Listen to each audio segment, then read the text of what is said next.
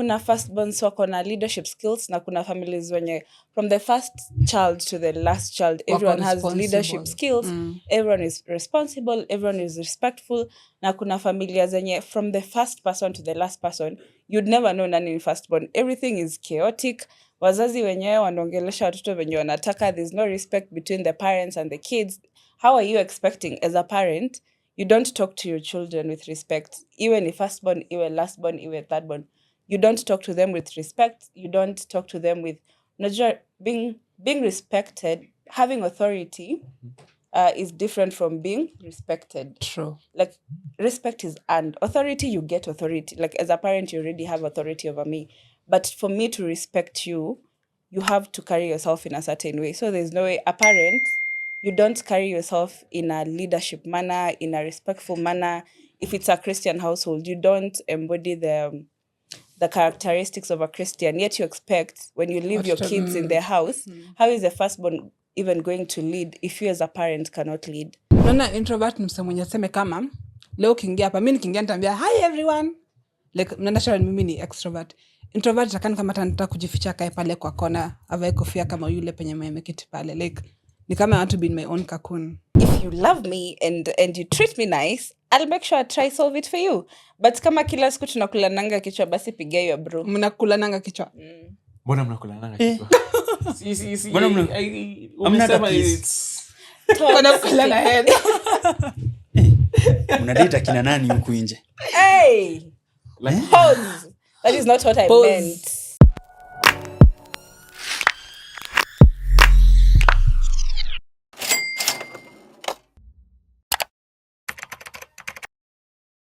So hello guys, welcome back to 20's Unfiltered. With me here, Malik. I'm gonna introduce my co-host here. Hi guys, welcome back to another episode. Remember to like, share, subscribe, and share with a friend. So today I have a very beautiful lady to my right and a fine gentleman on my front. So let me start with the ladies first. Introduce yourself, baby girl. Okay, hi everyone. My name is Terry McLean Ochokol. You can find me on Instagram at Terry_McLean, a commercial model and a film actress. Thank you. Really? Gentleman. Mzee mzima. Hamjamboni. Hatujambo. Sina mengi ila kwa jina hilo Tosh. Tosh. Welcome to our podcast. Asante. Thank you for having me. We don't take it for granted. Please. So yeah, many things have been happening nowadays. Kumekuwa na maandamano and everything. So at first, mi nawaambia, when you're out there, protect yourself, be safe. Protection ni usirushe mawe. Sio ujichunge ukitoka nje. Si ati hapa nje kuna rafiki yako. I swear, me kitu inaniboni, people are going outside to go steal. To go steal. Oh yeah. Hadi hakuna kitu umetoka unaenda kuandamana, you are going to umeenda kuharibia watu wanapigania haki zenu. By the end of the day kila mtu ako na agenda yake. To mbona utoke home uende uibe? Juu ni mwizi. I think the best no hadi kama wewe ni mwizi, like kuna watu liko naturally mimi nimetoka nimeenda kuandamana sio peacefully. Mbona nipatane na wewe uniibie? Sasa so wewe umetoka home na agenda I'm going to collect phones ama people's property. Sasa wewe ukitoka nje, like just go take care of yourself because you never know what you're going to meet out there. People out Protect your stuff. Protect everything you're carrying. Usibebe simu expensive. Kuna wezi huko nje. Mtu wa iPhone. Okay. Mtu wa iPhone. Like if you when Samsung si expensive. The fact that you know. Shida nowadays watu wanabeba hizi simu ndio ofisi zao. Ni sawa but kama umeenda kuandamana inanishinda vitu zingine. But unajua wengine inatupata tu. Kuenda kuandamana na heels na iPhone. Na wig na dress fupi hadi wewe jeans unafaa kuvaa tracksuit. By the way, si for running. Kwani jeans hata jeans na run nayo sinaonanga jeans zikiraruka. Put your best foot forward. Bora umepotea. Kama t-shirt yako Tosh ukifinya T-shirt yako ukifanya. So sisi ndio kuandamana na hii. Ai. Unafaa kuvaa nguo za kuandamana. Kwani tumeenda kupigana? Huyu ni kama uchumi ya Kasongo Akioti. Lakini hiyo okay. Mama's is doing you well. Sasa tumetoka kwa nimekuwa tu ni uchumi. Tumetoka kwa maandamano tumeingia kwa uchumi ya Kasongo. Hapana. Inakaa vizuri. That is what we were trying to say. The color looks good on you. Kone 18? Yeah. Kone 18. Ni guess mtaleo ni show yetu senye ya kujuana. So yeah. Okay. Kiende nje jichunge, be safe. Alafu don't provoke the police, please. Yeah. That's true. Wewe tu kenye umepeleka, go back home. Be careful by the way. You never know mtu ako na mashetani gani. Just keep off watu mnaona kidogo. Aiswa kila mtu ni mzuri. Kila mtu ni mbaya. Kila mtu ni mzuri until a change akwe mbaya. Kila mtu ni mbaya na vile provoke nini yake. Everyone is hiding their demons. Sasa uliona huyo msichana mwenye juzi alikuwa ameiba simu. I know, right? It was so random. Hata sikona alikuwa kwa maandamano. Haungesema anakaa alikuwa hiyo nilipita wapi? Akaibaje? Wewe sweet nakwambia. Huyo msee anasemanga yuko social media so nashangaanga. Na he's a businessman. The guy was taking a selfie. Huyo kijana alikuwa na take selfie, alikuwa anapiga simu. Alikuwa na record people running the side. Hiyo demo akakuja. So the lady was just chill. Me was wondering. Alafu aka take off. Simu. Akonambia huyo dem. Na huyo dem hakai mwezi. Hata mwanaume alishangaa. Mwezi anakaanga aje? Yaani hadi mabibi galo umegeuka wewe. Hustle ni economy. Mboka ni everybody kila mtu anakaa mzuri. Mboka ni mboka. Yeah. Ama tuseme hata yeye aliibiwa akasema revenge. Mnajuaje? Hakuna kulala mteja. Men don't deserve mercy. Ukipata chance ya kuibia mwanaume iba. Lakini man sasa huyo anaitwa baby girl. Nimekujali. Huyo mwizi anaitwa baby girl kwa mwanaume iba. Hapana. Anywho, so guys, today's topic we want to understand our firstborn. Not wengi uteta firstborns, this firstborns, that nini. So amongst us kuna firstborns wawili, me and Malik the hosts. So tukona tukuje tujitetee, alafu tukaleta secondborn na thirdborn watambie pia perspective yao. Perspective yao ya vnyana wanga wametubeba. Okay. So Malik, experience yako? Nataka kwanza nisikie secondborns perspective yao. Sasa sisi tuongee. Number 1, mimi acha kwanza. Mbona mnajionanga deputy parents? There's a reason why you're not a parent. Wewe ni mzazi wa watoto wako. Ngoja. When mom is away anasemanga aje? Take care of them. Hapana. Msichapane. Si. Kitu alafu ukatae kusikia. Mbona unichape wewe si mzazi? You know firstborns are ordained by God. Something. So we are not ordained by God. We are ordained by God to have authority. Yes. And over you guys. So you can punish us the way you want not to punish. Tunawatumia kufanya firstborn ni kama ni brutal. Ati sasa tu firstborn. Ati sasa hata viatu utatoa. Nikutoe. Hapana. Nani anatoa? Wewe. Uwezi kazi zingine juu niko. Yangu si kama yako. Wewe umekuja kufunguka hapa sisi therapy. Mimi huwa sifanyi vitu zingine kwa nyumba. Unafanyaga nini? Unaona all in the name? Mimi ni mkubwa. So what? Nataka hapo kwa kitu kuleta maji. Atuoneka nini? Nataka hapa leta maji pale. Try me. Nataka kukunywa. Leta remote. Leta remote. Na ni mimi ndio nasema kitu tutaona. Na umeketi kuleta remote. Why? You don't have my legs ziko hivi juu. See, I feel wewe ni mkubwa kwangu. As in you're supposed to, you taking care of me is you making sure I am resting as much as possible. Like nani awashiki me too hot.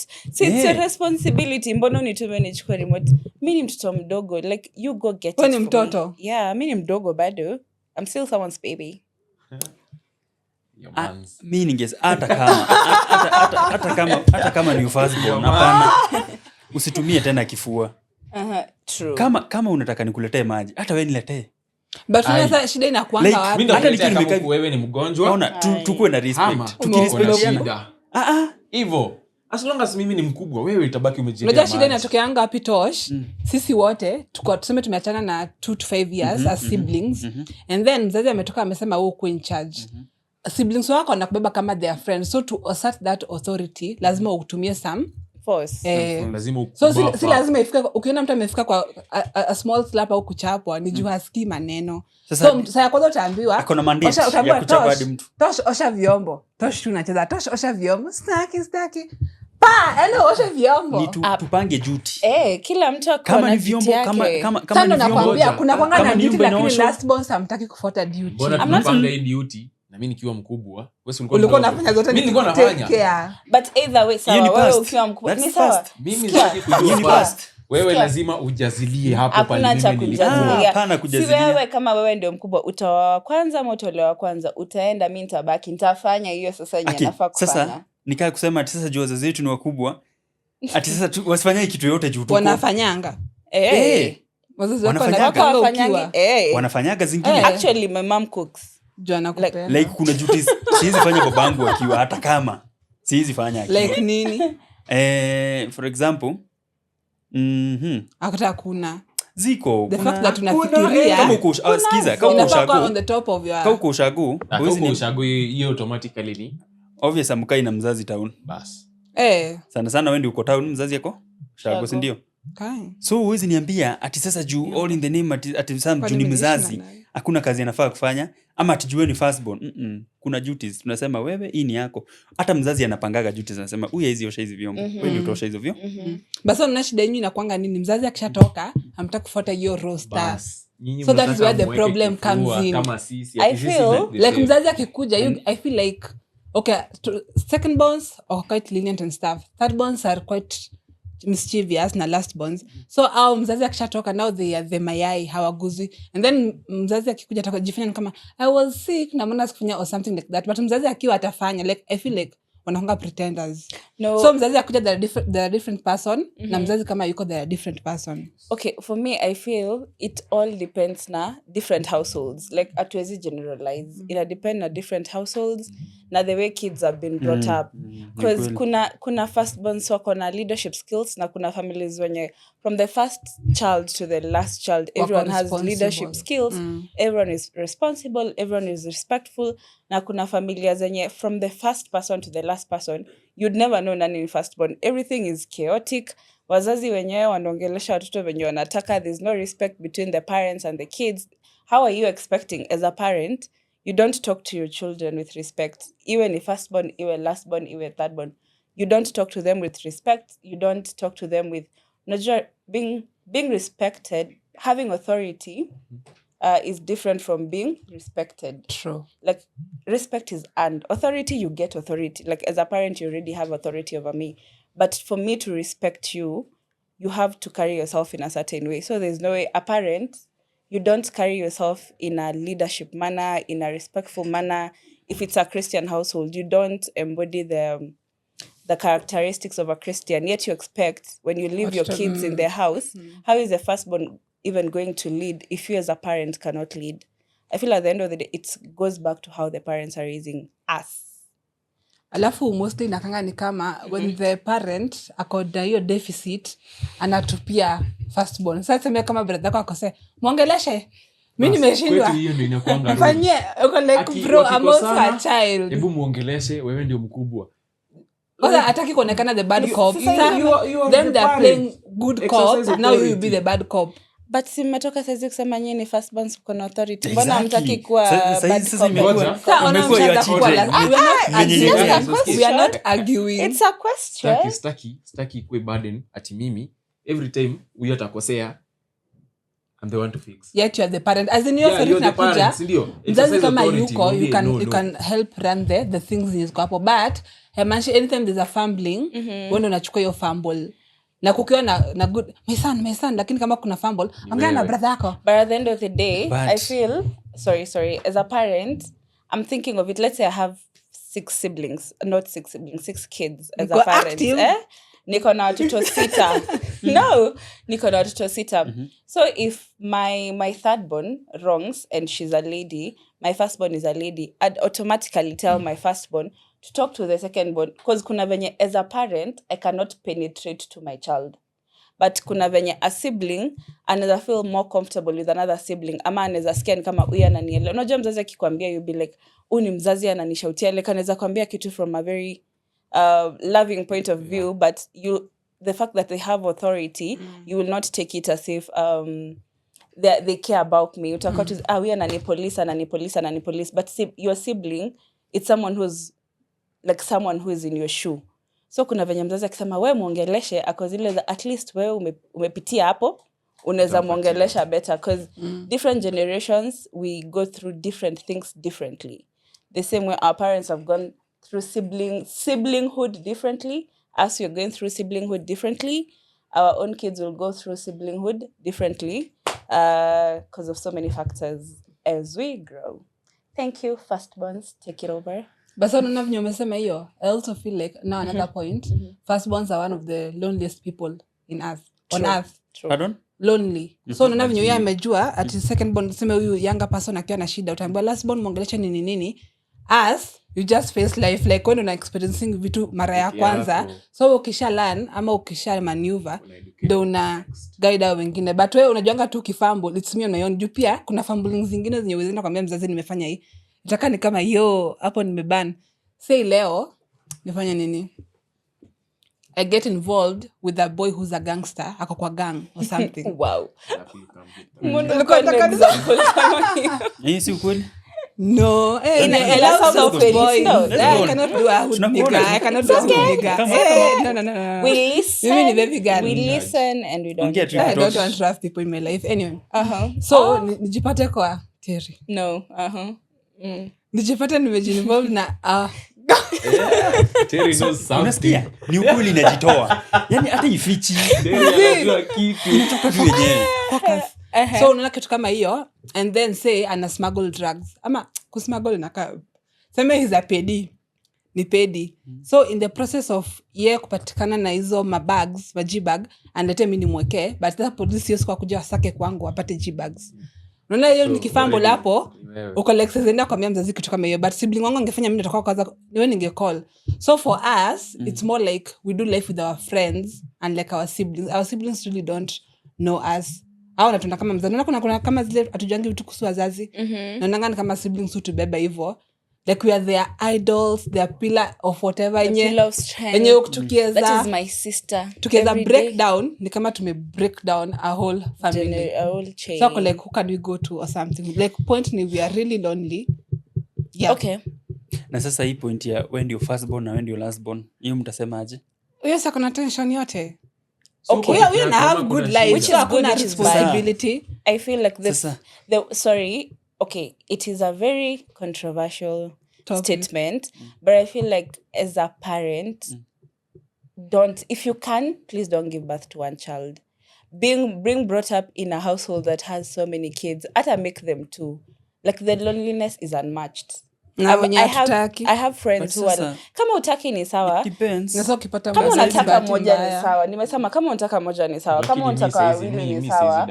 But kama unaweza, like just to put yourself in that shoe, just don't give birth to one child, because I have so many friends who are like every one of them who's the only child, everyone, whether guy, whether lady, they all say how lonely they were being brought up. True. They all say like hakuna mwenye anasema guy, I thank God I'm the only one. Wazazi wafanya hivi, kama tuseme wanajua wameza tu mtoto mmoja, wana make sure kama ni holiday kuna kuzo yake atakuja huko. It's not the same. So unajua some families hakuna bond, hakuna bond nowadays. Kwa families very rare. So imagine wazazi wana hustle. Imagine wazazi wana hustle and the kids hiyo age inakuaga very, hata amjui nini ina happen. But sasa ukifika sasa loneliness inaingiliaga ukiwa tuseme 15 and above. 15 is too old. 15 is too old. Because hapo ako occupied. Hata huko huwezi mpata. Like atakuwa pampered, but mentally ayuko. So physically and materialistically, na attention ako. Mi uona kama pia ni watu wenye hawezishi na wasi. Wamezoea everything is about me. Attention is always about me. Kukiwa na anything, most cases. When that's an issue nowadays. Yeah. Okay, I'm just saying. We are all social beings. We were wired as social beings, human beings. So dunia tu yezi kuna revolve around you.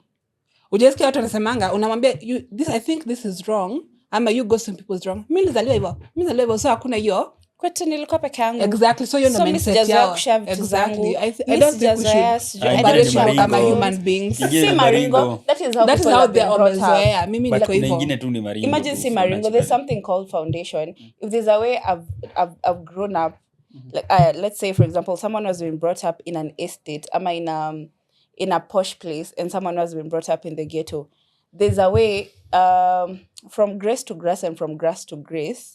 It's easier for someone who's from grass to settle to grace rather than someone who's from grace to settle to become grass. humble. Kwa sababu foundation, nasikia mtoto mleavyo ama mtoto samaki mkunja angali mbichi. Like there's some things, if they're instilled in me when I'm young, no matter how old I grow, hazitanitoka. Like get it? Grow up a child in the way he should go, and when he's old, he will not depart. So ndio maana hadi tunaendanga shule at a certain age juu when the mind is still young, it's easier to incorporate some things and yazitatoka easily. That's why it's harder for, let's say, mi nimelelewa Christian. It's harder for me to convert nikishakuwa mkubwa juu my mind is already mature and I know that Christianity is the only thing I believe. Basa ningekuwa mdogo mtu akuja niintroduce kwa Muslim, niko like, okay, tunakuwa Muslim. Itakuwa I'm going to madrasa and stuff. So point issue ni parent juu hata ukiwa mdogo utasema uambie no, the point is mtu ukimfunza kitu akiwa mdogo, that is what they'll know. Sasa uchue tena ulimwengu huko nje memgoja ni sawa, anaweza funzika. Sikiza, atafunzika vizuri sana, but huku nje that's unasikiaga hata mtu anaitwa police station na ambia mtoto wako alifanya hivi, anasema yes, si mtoto wangu juu sasa unataka kuniambia kumfunza vizuri juu hata yeye anashtuka. Ulimwengu unaweza mbadilisha kazi yake. But sasa hapo utablame mzazi ama utablame ulimwengu? Hata akiwa hivyo peke yake mmoja anaweza change, bado the parent did his thing. Sijui nitako explain aje. The social being part. Malik, it's easier for you to share because unajua leo nikibai biscuit niko na siblings. You get? Hayateka person mwenye yeye kila siku amekuwa kibaiwa vitu anajuanga ni zake. Say I love pizza na nimebaiwa box, I know hii pizza ni yangu. So siku moja a child of cousin yangu kuja kutembelea na ambao now I have to share pizza, do like no, but why? This is mine, I'll not have it now. See, you're still going to school, bado hizo morals bado unasomea in school. Exactly. Okay. There's no way unasema ati because ati nimezoea kuikuwa peke yangu lazima tu improvise. Ndio nasema hakunanga hiyo mentality ya kidogo. Nika kitu tuko na generate. I'm raised different, ndio hivyo perspective.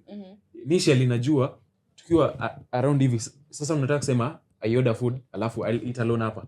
The people who don't share. Okay, if you're sasani, the way you've been brought up, like you've been brought up morals, you're supposed to share and stuff. But mimi naongea from a point of, I have friends, so many friends who are the only sibling, like who are the only child in their families, and none of them wishes that on anyone. They're like, I wish I had someone who tunachapana hadi tumekosana, but at least I know, because at the end of the day, alafu pia kwa introvert. Watu wangapi wengi wanakunga introvert? Ama ni madem. Kuwa introvert, hiyo ni something different. Utakaa tu kwa nyumba, hiyo tu iko hivyo. It doesn't have an issue how you're brought up or something. See, so scare. Me personally, me naweza sema mimi ni introvert. Me stay at home. At least mpaka maybe sele my introvert na maanisha kukaa home. Wewe tu uko on your life. Uko tu uko zako. Naona introvert ni msemo mwenye aseme kama leo kiingia hapa, mimi nikiingia nitaambia hi everyone. Like naturally mimi ni extrovert. Introvert atakana kama nataka kujificha kae pale kwa kona, avae kofia kama yule penye ameketi pale. Like ni kama I want to be in my own cocoon. Mimi hivyo ndo niko, let me not lie. Hebu niangalie Seleni kwa around many people. Hivyo ndio huyo mtoto mmoja atasema hivyo ndio mimi nimezoea. But sasa hiyo inaingilia na mzazi. Hiyo si mambo na mzazi, ni wewe ndio umejiweka. The social setting. Point ni social setting. Kwani you don't have friends at school? Ama anything? So imagine when you go back home alone. No. But for holiday na how long like for now? Maybe you go home alone kama una drop you home na the parents to school. Sindio? Same, there's no way una drop you home, even home and back. Sindio? With your family, sindio? So you have to take a school bus or something. Ama you'll walk with your friends. Automatically you'll have to get friends. Don't walk home. Mali kuna nataka kusema ujui watu wenye wana friends. Sijui. Then you see you umekuwa kwa social setting. Okay, ina depend. Na watu wenye they're literally loners. But I don't know, me mostly me wanna hawezi niambia tu ati hata una friend hata mmoja ati uko tu hivyo. Kuna watu hawana marafiki. Why? Like unajua kuna environment kitu ya kwanza, si ndio? Wamelelewa like no our previous parents generation they were so focused on books. Unatoka shule unakuja wafanya homework unashinda kwa nyumba. So most kids walikuwa wanakuja wanakaa kwa nyumba, wanakaa kwa nyumba. So they've grown up, they don't know how to express themselves out there. Like they don't know how to approach people. They don't know how many people online squeezy they're like, oh, I want to go to an event, I don't have someone to go to an event to. There's groups that have been formed because people don't have people to go to events to. Like mtu amezoea kukaa peke yake, amepelekwa shule peke yake, amepelekwa boarding school akiwa mdogo because mzazi alikuwa so busy akaamua I want just one child for my generation ama for whatever. Akaza mtoto first thing, I'm not judging or I'm not saying anything, but I'm just saying akapeleka mtoto boarding school akiwa mdogo. Amekuwa boarding school kutoka akiwa sijui class 1, akaenda boarding school, high school, university akapelekwa mbali. Akirudi ametoka university, they don't know how to be close to people. I swear huyo ndio the most person mwenye akona friends. Exactly. Hata ninataka support kukuwa na other people. Kwanza kupeleka boarding, unajua kuna kuna acquaintance mostly time yake yote yako shule, si ndio? Ashamaliza primary, ashajitrigger, you need to make friends. There's no way utaniambia ati huyo person amekuwa kutoka class 1 ati ana mabeshte, hana marafiki, anaingia secondary ana mabeshte, anasinanga shule maybe mpaka sele kuna holiday, that's 1 month. Unataka kuniambia ati huyo ana friends? Imagine that person has friends. Unajua kuna acquaintances na kuna friends. Unajua how friendship inakuwa formed? Like nikipata unapenda kubonga sana na mimi napenda. Lakini hiyo ni kwa boys. I think so. Nipenda unapenda kucheza ball. Unajua peke yako, lakini nikupate na Tosh, Christine, someone else. As long as ni rafiki zako, ni rafiki zangu. So what's a friend to you? Because clearly your definition of friendship is different from our definition of friendship. Maybe sasa hiyo ni maboy issue. Ndio naona hapa ni kama kuna maboy na sababu mimi nitakuja nipige story na huyu marafiki zake wapige story. Ni hivyo. Ndio naambia kuna acquaintance na kuna friend. Kuna acquaintance tuna vibe. Mimi nikikuja nipate hao wengine. Niulize mbona suicides mob huko as a maboy maybe. Correct me if I'm wrong. Men don't open up, men don't talk. Just because that is because you guys are not friends. You're just acquaintances. You're just whatever. You don't talk. Who is a friend? Issue with men is tuko so sijui niseme tuko washed, brainwashed, because I can't tell you kitu inani hapenia was. Sasa imagine. But I feel like kuna kwanga na ule beshte mmoja na so ndo huyo sasa ndo beshte yako au wengine ni acquaintances. No, hiyo ndo point tulikuwa tuna bring home. You guys make a lot of acquaintances than friends. Acquaintance, like I could say most of you here are acquaintances. After nafsi at time everyone goes home. Yeah. Exactly. So even though pia you lonely child yako, same pia wamehama kindergarten and different school. After that akirudi like stability yake ni kwa parents. Like that is where it will never change. Yeah. Ukenda primary when you friend na mabeshte wako utaraima primary. Like una get, it will not be consistent. My friends get the point. People that I got raised with. Get the point. With their siblings, you are doing life together at the same rate. Seme wazazi wako washa do 30 years, so you'll be with them for let's say 30 years again they go. But with the siblings nyote mmelea around the same age, you are doing life together. Like your child will do life shorter. The only person you'll do life with forever, God willing, be like death being involved, is your sibling. Because the child is younger and your parent is older. So having your sibling, mkihama utaendanga na siblings wako, si ati unless ni divorce maybe ndio watoto wengine wanaendanga side wengine na side, but kama sema leo tunaishi Nairobi tunaenda Kisumu tunaenda kama siblings. Leo niko na challenge sibling out, nasema mtu easiest to forgive it's your sibling. Your sibling can slap you and tomorrow mnaongea, anza kula food yako kesho mnaongea. But now imagine this person mwenye point ni attention yote imezea kwa kwake. So yeah, like anyone is disposable, you get. So akienda shule nataka kuniambia leo mtu atamchapa alafu ako like I forgive you, let's just be friends. I think you will not understand it. Ladies. No, me so for a man tutafight leo, si ndio? Na kesho tunabonga. We are back to the same. Like but there's some bullshit cannot. then people should tell us in the comments because Yeah, I feel like I nyinyi swear, mnaona hiyo ni kama ni we are story saying it from Susikie. a feminine side. Si mambo na feminine. Si feminine. Nyinyi mnaisema ni kama we are saying it from the ladies perspective. Mind you, we also have friends who are guys. Hii basi hao ni wawapi? We also have friends who are... I swear, for a man, it's the easiest to make friends. Hiyo ndio mimi tunajuanga. See, the easiest Friends, the these are not, easiest to kuna talk. acquaintances na kuna friends Malik. Hadi ikwe acquaintances, si ndio? Bado sisi tuna make friends easily. Nyinyi ladies mnakuanga na sijui. You know, a friend is someone you can call like two at night umwambie bro I'm not okay. Friends, ndio. Basi wengi as compared to acquaintances. Wengi. People that atumji Malika kwa marafiki wengi. What I can say, you have a healthy. What I can say, hata hiyo friendship. Unanga shida nyingi. Hiyo friendship pia environment inaweza sema. Bas. Environment yako inaweza tu sema. Huwezi niambia wewe unakaa place kama sema tu estate fulani iko na tu watu wazee. Alafu utakuwa na friends. Alafu utatoa friends. Sio watu wazee wanaweza kuwa marafiki zako. Kwa shu Ako kazi anakuja asubuhi. Utakuwa friends na hiyo mentality ya. Unaweza kuwa friend ya baby boy yako 50 years. But sasa time yako wewe uko na a lot of time. Yako busy. So hata mpatani, hata friendship inakufaga. Sana the point was retire at 30. Sasa tunakuambia anakaga tu kwa nyumba doing hiyo. life with siblings inakufanya relate more like you always have friends throughout your life. What I can say is ukisema perspective ya 50 year old, huyo ni kama ushamweka role model. Mnaongelea nini? Unamchukulia kama ujeka perspective ya mubaba. Sijasema gender. I've not said the gender. Ama mumamas. Acha nikuulize kwenye mnaishi hakuna let's say mama mboga tu mahali. You build sema umeishi mahali for like 9 years. I'm kuwa kama mimi saizi where I go to the gym, like our receptionist, she's like 35, 36, 37. She's a very good friend of mine. Like a very good friend of mine. Atuja nasi eti ni best yangu juu ni role model yangu ama sijui ni dem. Itosh. Nimeuliza friends kwa sababu ya you see anaweza ku-educate into something that you don't have. Sisemi hawezi, but that is not how we built our friendship. And that is, we don't talk about educational stuff. Kila friendship iko na different basis. Yetu tulipatana gym, unajua tulianza friendship yetu aje? Hawezi jua. Nini na keep moving? I keep moving. Okay, it is a lot of things. There's business involved. We talk about personal stuff. We talk about ngoja. Umesema there is business part. That is someone niseme aje mna keep motivated. Ninyi wote mnakuja as one, si ndio?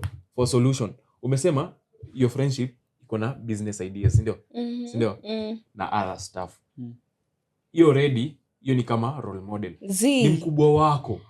Ni mimi nilianza business yeye, so how is kwa no umesikia watu kwa role models? Ngoja. It's not every elder person you meet. Kwa hiyo business actually she's not even my client. It doesn't matter. What matters? Mimi na Tosh, ndio? Tosh ni mkubwa wangu, ndio? Tosh ni mkubwa Mali. Model wa Mali. Si hata mambo na role model. Tena, usikie, as long as he's doing something, lazima ndataka ku steal a few. Si lazima. Inaweza kuwa mtu young. Si lazima. Inaweza kuwa young, inaweza kuwa older. Ni hiyo ndio kitu. Kenye namaanisha ni for an older person to be your friend, there has to be something you're taking from them, ama there's something you're learning from them. Mimi nikikuwa rafiki na mtu niulize aje mama fauna sasa kuna kitu yenye nataka mama tu si amesema yeye lazima kuwa rafiki na mama. Sasa okay, friendship nikuulize swali. Okay, sawa, mnasema si amesema kuna venye mna benefit. Sasa wewe niambie kuna tu kirafiki unamwambia wewe manzi niko kwa ngori sio kama unitoe. Anakuambia mimi nimelala wewe. Anakata simu. Sautadu. Sasa nimefungiwa nyumba. Wa. Nakwambia je. Sasa sikia. Acha kusaidia, si ndio? Acha nikwambie kuna friends wenyewe literally I would say that I wouldn't call them friends, but there are people who if they told me that I'd be like, "What sautadu?" Na kuna mtu mwenye I'd go above and beyond for them. Okay, let's say for example, if you don't take care of yourself and I know that it's a pattern, I've spoken to you about it. why is it my responsibility to take care of you? If I've spoken to you about it, if I've shown you ways you can do whatever, you don't want to follow it, you don't want that, why are you calling me nyumba yako imefungwa and I know you've had money but you misused it? It's not my responsibility. But kuna benefits gani? Kuna venye mnasaidiana. Nikikuja kukuokolea ukiwa na shida, kuna venye nimekusaidia, so kuna benefit. Mimi naongelea mwenye hatusaidiani, mwenye tunasaidiana as beyond for them. Me stand on, kuna watu usema ati associations is very transactional. Every association you have is transactional. Si lazima ikuwe money wise. It's either I'm getting comfort and she's getting company or something. Every engagement you have, make sure it's an exchange. Otherwise you're wasting your time. Lakini kuna kuanga na lazima ukuwe na that one person mwenye unajuanga mnaweza saidiana in any way possible. Si ndio hiyo sasa? Mimi niko nayo. Nani? Shout out walai. Nani? Ni rafiki yangu anaitwa Isa. Isa ni dem au boy? Ni boy. Kwani lazima ikuwe ni dem? Isa, mimi huyo akinipigia. Umesisitiza hapo. Anakaa aje? Ako single. Hey, calm down, sister. Malika. Sister Sharon. Calm down. Calm down. Yeye amekuanga kiniokolea situations niko mbaya. So mimi hadi akiniambia kona sinanga hadi issue. Be I'm willing. Herujiwe. Aya. Nimekumbuka tumedigress kidogo. Hiyo story ya friendship na kucall best yako when in need. Firstborns, you and you. Would you rather your sibling kama size tumegrow wote, so wamefika place, either they're in campus, watakosa fare, watainama, wana food. Would you rather they call you ama they call someone else? Wewe unanisumbua, ama would you rather they call the parent, they call you, ama they call their friend? First, they call the parent, and then me, and then the friend. As long as the parent is the picture, girl, I'm not playing parent. Lakini hata nyinyi firstborn, ujue kama una maziwa, kitu ya kwanza ujue hakuna mtu atashinda. Hata heshima, hakuna heshima. So unataka una maziwa alafu unaniambia atiende unilete kitu kwa kitchen itaenda. What is maziwa? Maziwa is like finances. Finance. Pole. Nimekwambia foundation matters. Akulelewa ghetto. Ajui part. I'm sorry. Listen, my apologies. Na kunyesha rubati. Anyway, wewe umesema kama akona shida kwanza pigie mama yake na baba yake before kupigia. Okay. Unajua mimi chenye nime insist on, firstborns hawana ile vulnerability with their siblings. So for us, our safe space, it's our friends. So me nikiwa kwa ngori, my parents are the second people I call after my friends. Yeah. Jumia I feel like out a relate on nini. Mzazi itakuwa ni kama saa, like us we feel more, ni kama saa unapea mzazi stress. Like you get, last one atakuwa like kama mimi brother anasemanga si daddy si ni mzazi anafaa kufanya. Like hata kwa sababu na daddy anado yeye ni mzazi atanitafutia, but mimi nitakuwa na ile empath. Like I feel like firstborns are more of empaths. Tunajikanga kwa another person's shoes. Yeah. Like from the time we knew how to reason, we realized our parents are not walking on lying on a bed of roses. Ni kuna thorns, kuna rocks and stuff. So me having a problem, yes, kuna watu watakimbilia nini wa kwanza wazazi, but me kwanza I'll be like my friends kama wana ndo nitendea mzazi next. Itakuwa ni kama it's crazy. I almost said something but I'll be cancelled, so I'm not gonna say it. Sema hapa ni podcast ni emergency. Tunasemanga everything. Anyway, so wenye hawananga marafiki wa kupigia. Unaweza advise aje? Bravo. Tafute marafiki. Tafuta marafiki. Actually, that is the... Sindio, I feel like if you're good to the universe, if you're good to the universe, it will bring you good friends. Kama sisi hatuna marafiki. Shuko na Wewe ni mtu mbaya, mbona una rafiki? Sio kuna firstborns. Sibling ako majuu, simu yake ipatikana. The better. Apatikana. Simpati kwa simu. So nilikuwa emergency. Unless niache text. Hii nilikuwa jana nataka nini. You have friends. Sawa, tafuta dem. Sina friends. You don't have friends? Tafuta dem. Tafuta dem mwenye atamuuliza I only bring my beauty to the table. Dem mpigie saa 8. Kwani dem si unafaa kumpigia saa 8? Ati Hawa Nairobi. Kwani you are relationship Nairobi. Ebu chizia partner ndo unafaa kumcall anytime, and then your parent, and then your friends. Umesema partner na madem? Kwani Kwani you're partner gay? ni kuna gani, dem man? best, kuna dem best na kuna partner. Kwanza What the the best fuck? is the best. Sasa Mimi, huyo best my friends, as long as I know you, nakupigia. Wewe jua tu hivyo. Hakuna stories za Awezipigia dem yako anytime. nikipata. Una mtu sahi? Malik. Nilisema hii podcast lazima ndapata mtu before tuendelee. Vetting. Twende nalo. So yeah.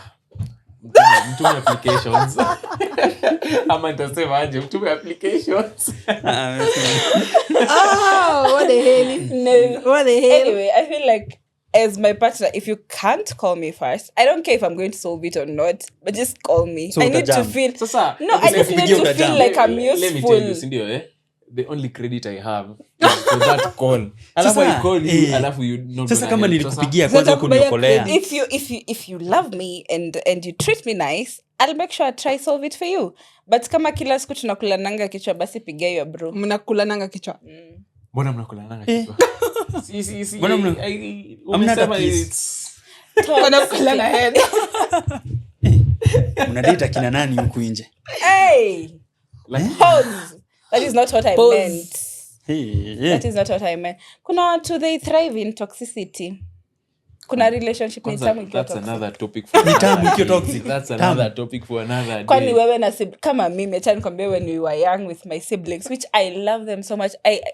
It's such a turnaround, and I thank God the people who are you're the only sibling in the house. I don't know how you survived. Sisi tulikuwa unaona mnafightia remote to a point mneka meza juu. Mneka meza juu mfightie your remote physically. Ama When the chapo parents ya are not mwisho. there. Ama chapati. Like mnachapana a good one. Like we fought our way to Ama where we socks. are. We fought Ama for our socks. Mtu friendship. hajawasha socks zake, anataka Anaiba zako za socks kwenda zako za shule. Nini miaka ngapi? Za primary. Primary, like around class. So yo hapo kuna kwanga na that childish behavior. So Si ndio nasema, if you didn't go through that, like it is so At an nice right early now. age tushajua kusolve conflict. Yeah. Sasa for the first time mtu anakuleta una freeze, una panic. Sisi tumezoea, bro. Nishairushiwa kifuniko ya sufuria hivi. Nikamiss kama katita. Lakini I want to Sasa hivi my apologize brother to is my my brother best on friend. camera. Nikiwa primary nikuchapa na tafiz, I'm sorry. Usimsamehe. Tena nimekuwa kufungua roho. Fanyia vitu mingi. Yes, Ana apologize. Nikufungua.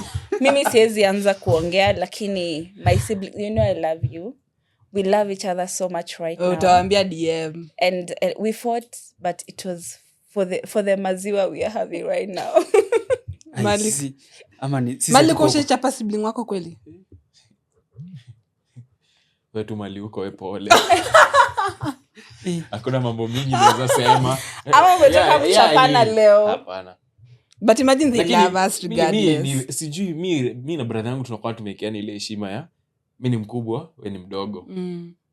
So Ngoja. tunange hizo mambo mingi. Nimekumbuka as a firstborn. Do you have a sister? No. Do you have a sister? Many. Yeah, you have sisters. As a firstborn. Yeah. Sawa. Anyway, you have sisters. I want to know if my brother was valid to do this. Sister yako tuseme saizi mwenye ako high school akiwa na boyfriend. Is it legal Evaluation. as a What? sibling Ako class? to allow your sister ako form 3? Is it legal to allow them have a boyfriend? Form 3 mbona uko na boyfriend? But At Wewe least ame open up Biologically. utawapiga na boyfriend yake. biologically, I am allowed to have to feel attraction to the opposite side. Exactly. At least sasa hapo tunajua Biologically. Una imagine Mimi vitu wenye unawafanyia wasichana Yeah. sister Sasa yako akifanywa. lakini See, haimanishi tunafanya anything. Wasichana. Sister yako akifa- Hapana, Mali. sikia. Hapana, wewe ulikuwa unafanyiwa hivyo? Mimi sikuwa Mimi sikuwa na nafanyiwa. boyfriend nikiwa Christine high school. Julius Don't update ukiwa lie. class. Hapana, you're First lying. year. First No. year. Terry, you are dating me. No, but I was your friend. Zee. Having a boyfriend doesn't mean you're doing anything. Wait, I had a boyfriend, Christine. but we were not doing anything. Christine, we are talking truth. Hey. Nini? Ni yaliyopita si ndwele. Plus, acha nikwambie, this generation is so crazy. There's no way you're expecting. Hata watoto wa siku hizi wa kindergarten. Mom, sijui who asked me to be their girlfriend? Who asked me to be their I boyfriend? have a crush but don't have a boyfriend. Christine ukucheza kalongo? No, I Christine. see. Me, I was playing with my Barbie dolls in the house. Wewe No. ulikuwa You missed a lot. Wewe ulimiss. Ulimiss a lot. Nilicheza kalongo, guys. That was a pan. Tulicheza kalongo, plus I feel like saizi nyinyi wenye mkona hata mimi niko na younger siblings, I feel it's not good kuambia no, don't have a boyfriend. No, mimi as a sibling, mimi as Terry, I know very well in high school I had a boyfriend. I know very well class 8 okay nilikatiwa. But sasa because you had a boyfriend, do you think it's also advisable? I'm not telling them to have a boyfriend, but at least I'm not going to ignore the fact that there's a possibility they could be having a boyfriend. And if they come tell me that, or if I come and find it out that way in one or another, I hope I don't handle it the way my brother did. What did your brother do? My brother slapped me. You deserved it. You're a young girl, focus on your education. The guy ran away, then my brother slapped me and told me to focus on my education, which was very good. He was a very good big brother, and I love him for that. But we were not doing anything. But you know, mi upata nile angle ya, cause brother come at that angle, yeye anajua vitu zenye boys hufanya. Yeah, so as a brother, like anajua vitu zenye maboy hufanya madem. So him tell, okay, maybe the slap was over the board, definitely. But pana hiyo ilikuwa ya ku sijawahi sahau. Ujue what I can do. It's him protecting you. Yeah. Ama alikuwa anajua huyo boy na so you're not going to allow your teenage alikuwa anajua huyo boy. Exactly. Hakuwa anamjua. Maboy hujua shit zao wote somehow. Ama anaweza kuwa hajamjua but ameambiwa. Like saizi tosha ni jarada za Malik. Excuse ni nyinyi mimi. Na hiyo nikatiwa. Ni wewe pole. Sasa uliachwa hiyo siku after umesalapiwa? Tuliachana alikimbizwa. The same day. Uliachwa? Aliniacha alisema hivi chapwa juu yangu. He said he cannot fight for our love. You see, he did not even love you, so your brother saved you. He cannot fight for you, babe. Oh goodness. That is a waste of time. Anyway, I feel like I would rather talk to my sisters. As long as ushakimbiza, mi hadi aisoe mi sitarudi. Kwani? So you fight for your love. Kuna naanda una mtu. That is why you're single. You're not young. You're not young. Ngoja, ilikuwa form 3. Alikuwa form 4. Alikuwa form 4 akatoroka. Wewe siwezi mtetea. Huyo sasa hawezi tetea. Mimi nadhani class 8. Hapana, mimi nilikuwa form 3. He was a coward. Alikuwa amemaliza shule. Hakuwa anampenda. Alikuwa amenipenda kutoka form 2. Mbona alikimbia? Sijaliogopa. Ndio nawaambia mapenzi ya high school ni butterflies. Sasa hiyo mlikuwa tu mnachochana. Unaona? Mbona mnapendana mkiwa high school? Go back to that bubble of teenage love, I would. Nimechoka. Umesema ya wakubwa inakupeleka. Ya wakubwa inanipea stress. Soko ni kugumu. Mimi I want to go back to that bubble. Soko si kugumu, ni unajituma vizuri.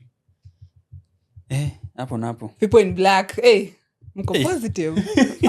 Anyway, kweli love iko ni wenye tu na decide kuichukua. Yeah, I feel like Mimi, I would talk to my siblings. I would tell them everything, and I've already spoken to my siblings. I tell them everything, black and white. The same way you said, as a firstborn child, especially firstborn daughter, you grow up relying on your friends because now you don't have a big sister.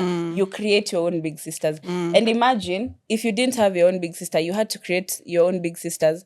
Sasa una imagine now Mimi, I cannot live a life, or I cannot expect my sisters to go out there and look for big sisters while I'm there. Whatever I knew at my age, however I found out about it, if I could talk to them about it, I will. There's nothing they don't know.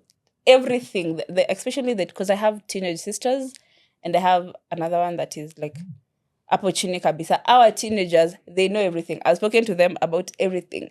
Sex, contraceptives, men, whatever. I know I cannot advise better relationships. Money, investment, I've spoken to them about everything. Ndio kwa maana nimeanza na sex because it's a topic people shy away from. Contraceptives because it's a topic people shy away from. You're like, oh, they are young kids. They don't need to know. Trust me, they know they are doing. Because hii generation ni alpha. Sasa ongea ni alpha or beta? Alpha. Kuna after alpha. Mimi sijuka kutakuwa na beta. And it's because I'm telling you this because I do a lot of charity and mentorship, and we've done a lot of tours in schools, in whatever. Na tunakwanga na hii section ya andika swali chini pitisha. And mostly we go to high schools sometimes, and we go to primary schools. The questions primary school kids are asking, it's things they're doing. Because you can't ask me how to terminate a pregnancy if you're not pregnant. You can't ask me how to wear a condom if you're not wearing it already, or if you don't have the desires to do it. I would rather teach you and tell you not to do it and advise you not to do it. Because what someone can do is tell you black and white, because the fact that unajua unataka kufanya inamaanisha you're sane enough, but at least I'm giving you the tools for you to go out there. I would rather give them the tools, because I would rather also someone give me the tools, because at least as they grow, they have the confidence. But me, whatever I'd say, they have the confidence. This generation right now to go very willing to learn, because unapata TV shows, series, this other stuff. At the end kuna hizo sites zenye wanasema you can go privately. Si must uko unaonekana. Just go open up, alafu maybe unakuwa answered according to how you are. But whatever Terry is saying, I feel like firstborn support on how tumeslag hapo hivyo. You, the fact that haukujua hizi vitu ulijua through trial and error, don't let your sibling go through that. Kwa free na Malik unaweza funza boy wako, brother yako how to wear a condom. Kama mimi unajua hapana nilijua kama mwambie you can check kwa hii site kuliko aende. Kama mimi nilijua nikiwa over 20 ati mtu anafaa kupinch. Niko najua anafaa kupinch. Use protection. Saizi shule wacha afunziwe shule unaona venye nafunga TikTok unamvuza mfoja kitu kama hiyo. Acha nikwambie the internet atu venye unasema sijui enda sijui pe, the internet is full of a lot of things, is full of everything, and trust me, you pick what you want to pick. And if you as the elder brother, you've learned the best thing to do, you've learned the good way to go about things through your friends, through your mentors, through what maybe they don't have access to the mentors, they don't have access to the good friends, because remember age group yao ni age group yao. Maybe yeye hana wisdom kama yako kutafuta mtu mature, mtu mkubwa kumfunza. Why wouldn't you sit down with your brother? Because nowadays there are parents who sit down with their kids to teach them this, and kudos to those parents. They sit down because they know very well. Don't turn a blind eye. You assume that, oh, my child is not having sex. Oh, what. No, the same way mtoto wenyewe uko amepatikana na mimba is the same way mtoto wako pia atapatikana na mimba. And if you don't talk to her about how to go about men, how to go about sex, how to go about contraceptives, atapata kama wewe mwingine mwenye unashindwa kiongelelea. Usipofunza brother yako atapeana hiyo mimba, atapata hiyo ukimwi. You'd rather apate ukimwi juu alisoma the wrong way. Ama hata something as simple as betting. Kila siku na bro yako kama daily juu ya betting. Mshow si una get like the small things zenye unaweza ona ati anajua automatically. Mwambie grooming, unamwambia every week go to the barber, like you get boxer anika nje. Ama hata nyama anika nje kama hizo. Kuna kama hizo nazo watu. Mbona unaniona mimi? Na umemwangalia. Kwani Chris alikuwa umetembea? Umetembea? Kutembea wapi? Kwa Malik. Nikosaje? Si ndio maana anashinda, umemwangalia mambo yako. Nikosaje? Mimi sitaki kuongea. Anyway, I feel like the best teacher should be you. Like you're whether you're the younger sibling, sometimes I wish I was an older brother to my brothers. But I try imagining, unajua, at least ladies, we kind of speak up. Tunaongelelewa. Like we speak up. Clueless. Yeah, we speak up on some things. We speak up. Like tukikutana kama madem, it's easier for us to be emotional and talk about stuff. For gents, I don't know if it's easier for you to talk about the deep stuff. Najua mtacheka, mtabet, mtafanya, but I don't know if it's easier for you to talk about the deep stuff. Sometimes I wish I was just a guy, like the firstborn who's a guy, who has gone through stuff, so that I could talk to my brothers, because I'm like, there are things I've not spoken to them about yet, but I'm hoping that one day maybe I'll be confident and comfortable enough to have such kind of conversations with them as a sister. So you be the difference. When men don't open up, create a safe space for you and your brothers to talk about everything and like anything. You'd rather he comes to tell you amaende ambie mtu mwingine waingie in more trouble. Na ni kitu yenye wewe ungesolve. Maybe you know someone who knows someone who knows someone. Lakini me think my brother is younger, I have his back. Usiassume. I know. Reassurance. I know. Or maybe reassurance. Lakini me I know. Huyu ndiye anakaa kidogo unashtuka. Kushtuka na? Unashtuka tukisema talk to your brother. Sasa hata wewe ndakalishaje brother yangu hapa. Kondiko inavalia shagu hivi, ebuka hivi aje. Kuna vitu like betting tamwambia. Hapa nayo man, hapa nayo utapotea. Hapo kwanza tu unamwambia ukiwa serious. Lakini kuna vitu zingine like mimi vitu zingine niliandikiwa chuo. Kuna vitu ulifunzwa na nani? kulikuwa na hizi program. Tulikuwa na hizo programs pia sisi. By the way, mimi vitu zingine like sasa nilikuwa ukitokea shule unakuta zimetupwa huko, unataka kujua unafanya researcher. You used to pick those things up. Yeah, na research. So nika research unajua umeshika spams za mtu. Watu hivyo bana. Nilikuwa na gloves. Uongo. I had gloves, man. Sasa you're walking around alafu. Nilikuwa nafanya na nini inaitwa hii ya lab. St. John's. Ambulance. So vitu hizo nilikuwa ndio nakwambia, I think vitu hizo ni kufunzwa na chuo na ulimwengu pia. Mimi kuna vitu kila mtu ana learning the same way. Everyone learns different, everyone takes stuff. Unadhani hawa teenage dads and moms walianzaje? Niyo, unaona something as simple as pinching. Mimi sikuwa najuanga ati kondom inafaa kupinchiwa na nilisikianga tusipo pinch inaweza burst. So something as simple as that, kuna mtu ajai pinch so shoe imeburst pregnancy. Unaget? Hadi maybe mtu ajui ati emergency pills nafaa kuna 72 hours. So watu wako too clueless. Unameza 80th hour pregnancy. Like unaget vitu kaa hizo. Vitu zenye unaona zikiwa simple, unafaa amko hizo program chuo za usiassume kila mtu akona hiyo program. Lakini ladies nyinyi hizo programs mnakuanga nazo. Sawa, kuna nani anapeananga mimba si nyinyi. I did research. Ungekutana na such history ya research. Sikia, si kila mtu atafanya research. Si kila mtu atafanya research for guys. Then look at it from this perspective. Mimi kama tuseme okay, you are guys, wewe na Malik mkiambiana bethe unajua juzi nilitumia sijui let's say Durex, mwingine anasema nilitumia Shua sijui what sijui nilifungua hivi nikafanya hivi, mkiongea itakanikani maboys mnaongea tu, but when you sit your brother down atakuwa zile za this one that my brother has sat me down to actually tell me this that like I take it with more depth rather than wakiongelea tu jokingly kama mabeshte. Unajua sisi wanaume kuna kitu moja tunafanyaga. Sisi advice tunapeana kaa kijokes. Like sema uko na dem na huyo dem anakutesa, tunakwambia wewe daka mwisho. Yaani sisi tutakukuja kaa jokes na kaa hata kuja sasa wewe ndio utaichukua, wewe maamuzi ni yako. Sisi tunakujaga na wewe acha nikwambie wewe penye unaelekea wewe. But do you think that that's the best way to go about it? If you could change given the opportunity. It depends. Kuna mse ukimkaisha hivi chini muongelesha hivi. Ndio nakwambia given the opportunity. Hata kusikia story zako tena juu ameona unambeba ndogo. Given the opportunity, do you think like you guys should be more open amongst yourselves? It would hinder like a lot of stuff that you guys go through as men. Being actually the month where we mental health. Do you think as men, or as siblings, as men, do you think you should talk more often? Because I feel you don't talk more often, you're not vulnerable more often, maybe because of ego, or why? Okay, what is the reason why you guys don't share oftenly? So nasema, what about you wenyewe create a safe space yenye you're changing that as peers and then you pass it down? Like there's this talk that was going on Father's Day, ilikuwa herenshi, ilikuwa inaitwa a man cave. So it's men who are secure in their masculinity, because masculinity does not mean that you're not being vulnerable. Actually, being vulnerable but controlling your emotions, that's masculine. So men who are secure in their emotions were talking to younger men or less secure men about how to control emotion stuff. So it takes a step layer. Kama una feel you are someone who can influence someone to think differently, now you make that move. You get? Juu enyewe it's not healthy kujikufisha na feelings zako alafu nasikia baadaye beshtaka kudepress. Like me, I have a friend I lost to suicide, a man. Juu alikuwa na shida zingeongelewa zingetatuliwa.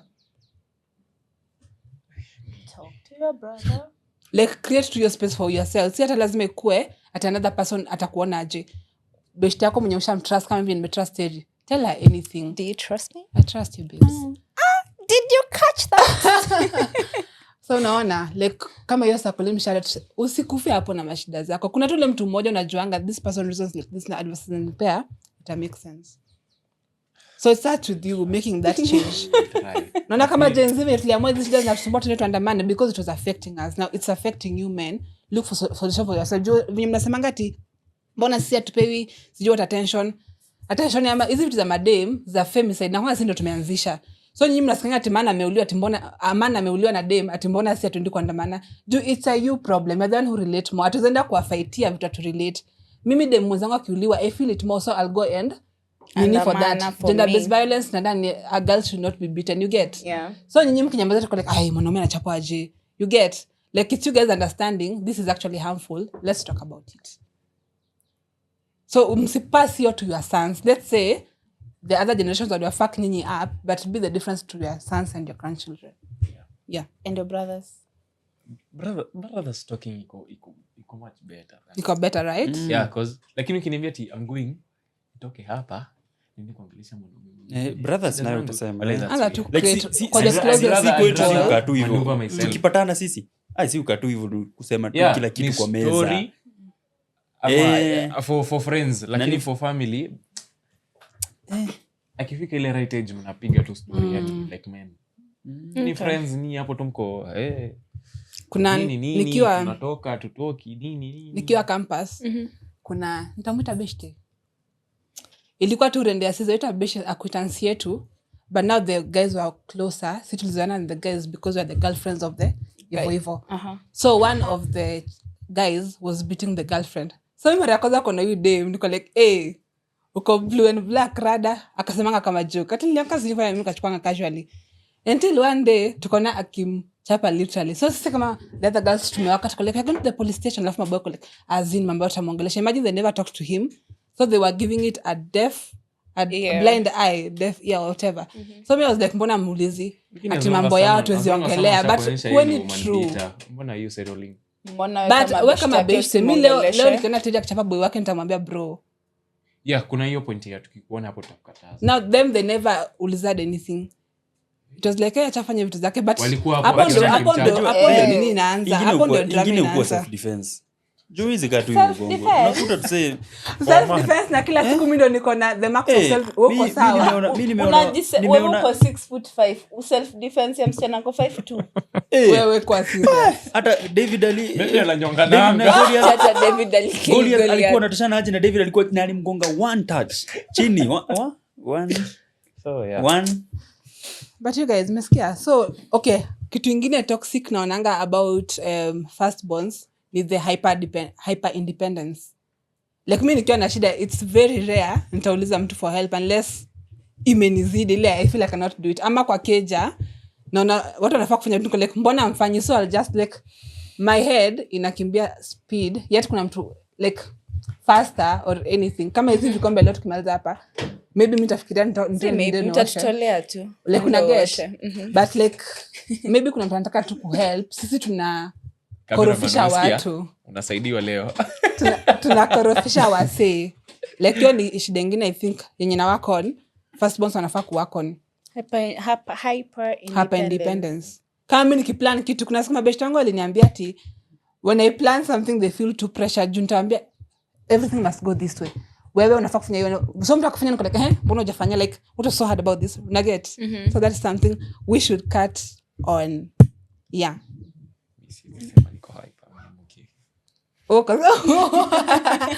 Okay, normal. I can't add anything. You cannot add or take away. I don't know. Am I hyper? No. I think as not a firstborn or as a person generally, I've learned to let things take its course. Yeah. I don't try, and which is something I've also had to learn, because normally as a human being, naturally, kila mtu kuna venye anatakanga vitu ziende. Not unless you don't have a plan and a purpose in life or a direction. But if you have direction, there's just a way you want things to go. But now you have to get to that point where you understand not everything will go your way. And you're not the one in control. And if you believe in God, it's God who's in control. Hata you're in control, kuna watu wenye tu wako naturally slow. So mimi nita feel like bro, una take long, si ungekuwa chamaza kupika like una get hiyo. So sisi tuko na hiyo speed, sense of unajua tu everything's on your hands. Unakwanga watu wanakwanga slow man. But sasa ni kuelewa. Mimi amekubo. Unawaelewa juu. Anakwanga naweza kuambia kitu na expect a minimal time. Like 5 minutes uko umemaliza, 10 minutes mtu ako slow. How slow are you man? Unaelewa tu. Juu hao setting yao hawajaelewa na hiyo snapping. Lakini huwa najuanga nitasonga ama nitamuangalia tu. Lakini ile data yenye namweka niyo tu kulearn to live na others, because me the first time I experienced a slow person. Ukikuwa short tempered unaweza mpigo. Ukielewa, unajua tuna venye like mimi kuna venye najua bro yangu naweza mfikisha limit fulani. najua tu kila mtu huyu nikipita hii line hapa tutapitana. Huyu naye. So mimi mwanzo sikuwa na hiyo ati kuelewa mbona mtu so nikishajua kila mtu hivyo hata nitakwambia chukua ikombe upeleke pale weke kitu fulani. Najua naweza delay dakika 5 but dakika ya mwisho tu ataweka. So sitashinda hata nikijam. Juu nimemuelewa. So anyway, anything else you like to add? Tumeyap enough. Anything. Teteria kitu ya kusema guys. Well, learn as a kusema. But I think generally it's just learning tolerance. Tolerance is learning how to live with each other, to accommodate each other. The same way you want me to understand you're slow is the same way you should understand that I am not slow. So we should come in the middle as siblings. Just give grace where grace is needed. Just because whether you're the most intelligent child, the same way goes to parents. You cannot expect that out of every other sibling. Learn how to live and tolerate with each other. Yeah. Tosh. Firstborn moja kujiona. Kuna wengine tu ujiona. Last month ndo nyinyi mnajiona man. Kuna wengine tu ujiona. Mko ile mnataka kukua baby sana. Kuna tolerance. Okay. So, yeah. Unajua tena kuna lastborn, kuna firstborn, kuna hapa katikati na sasa kuna lastborn. Sasa sisi lastborn. But ushaikuwa lastborn victims of circumstance. As long as uko hapo mimi kwanza for how long everyone mwenye ako after me. Lastborn. Either getting on my nerves. Get out. Lastborn. Huko uzaliwe hadi. You're taking up my peace. I know right. So, lakini firstborn wako tu sawa na represent. Wengine urepresent. Thank you Tosh. Kuna wengine urepresent mbaya. Ati asikie tu family ati unampigia tu simu tu kuna shida. We come through. But to all the firstborns, honestly, taking responsibilities, taking care of their family, second parents, second mothers, second fathers, or the first ones, because maybe your parents are not there and you had to take up the responsibility. Honestly speaking, it's not easy. And may God just give you grace to go through. Yeah. Amen. We hope that your siblings are going to see you so that you feel felt and you feel like a sibling and not a parent. That is very good of you. May God bless you. And as my sibling, just know every money I'm giving you, you're going to pay me. Ni wacha sikudanganya, nitailipa. You will return tenfold. So yeah, thank you for the show, guys. Bye. Love you. Bye. Love you. Subscribe, like, share, comment. See you next time on 20's Unfiltered. Follow me on Instagram. Yeah. Follow us. Follow her. Even me, I have an Instagram. Wala display Anna. So like, follow us. Tutaweka handles hapo. Follow us. Follow. Follow. And don't forget to subscribe. Bye. Bye.